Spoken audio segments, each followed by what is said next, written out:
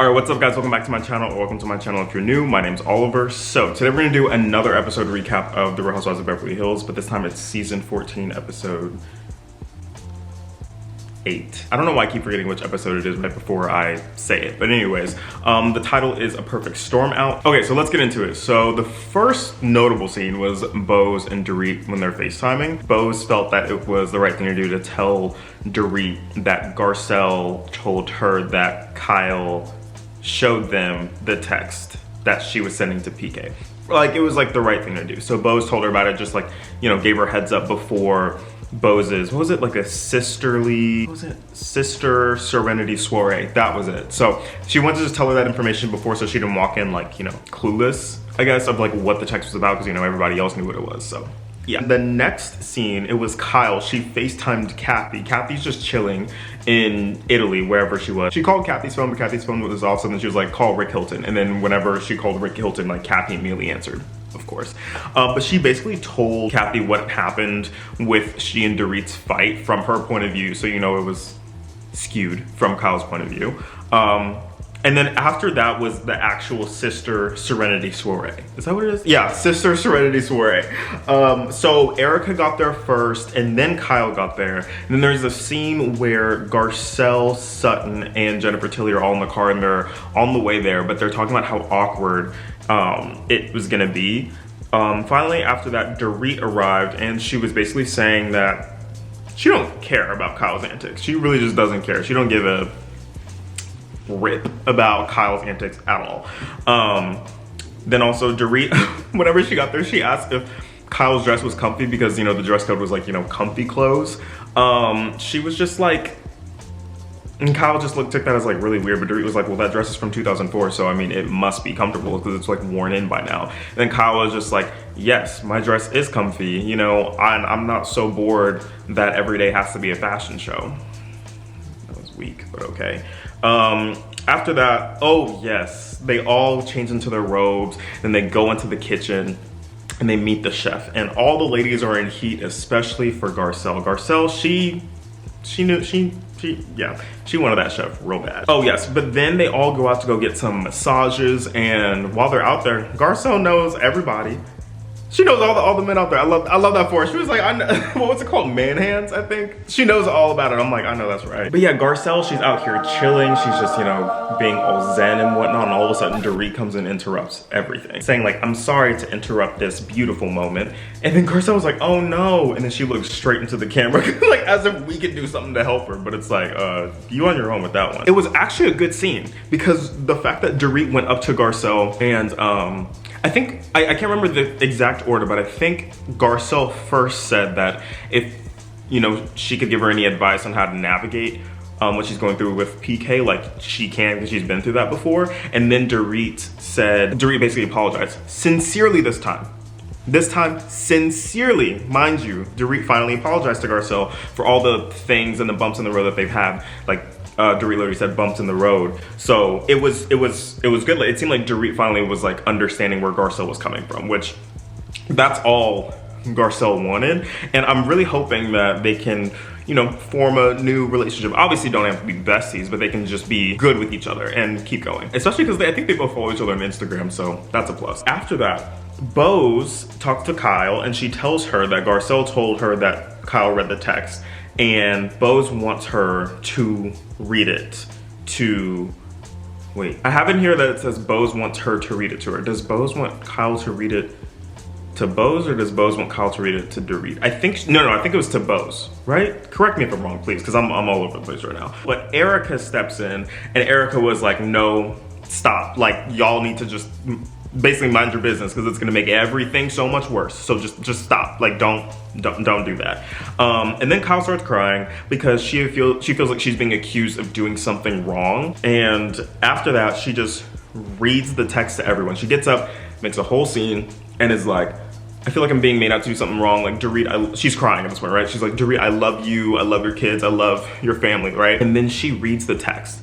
And you guys know how the text basically said, like, I won't say anything if you, I forgot, what did the text say? I have never said anything and never will. That right there. Okay, so basically then she added like production. She was just saying like she won't say anything like to production. She tells the girls that, but that wasn't in the text. So then Garcelle was like, this doesn't make any sense. Like, what are you talking about? Because if you were talking about production, you would have texted PK and said production. Like you would, you know? Like you would have said that. And then Garcelle was like, if it was just memes and text, why not show that to production? Because they like to laugh too, which yeah, they do. She storms off and she just like, is like, I'm done with this. I'm done with like the cameras, everything like that. Goes out to the front. Everyone kind of follows her out there. And then Dorit was just like, oh wait, no. Before that, Kyle was just like, we are way too old for this. You know, we have like so much going on. Like we're too old for this. And everybody's like, what? But then Dorit is just like, okay, let's talk, like you and me. So then they go over and talk. It just didn't seem like Kyle really wanted to hear what Dorit was talking about. It just didn't seem like she just wanted to hear out whatsoever, basically. In Dorit's confessional, she was just like, you aren't a girl's girl, because if you were a girl's girl, then I wouldn't have to ask you to stop texting my husband.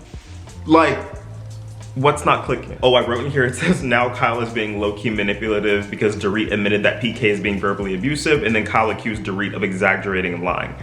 What? That's just crazy. So it's like, Kyle, you hear what Dorit is saying, but you're not hearing what she's saying. And I think she's purposefully not hearing what she's saying. And that was really frustrating to me. Oh, and then Dorit said in her confessional that she knows all about PK and Kyle's conversations because PK and Mo, you know, they're good friends.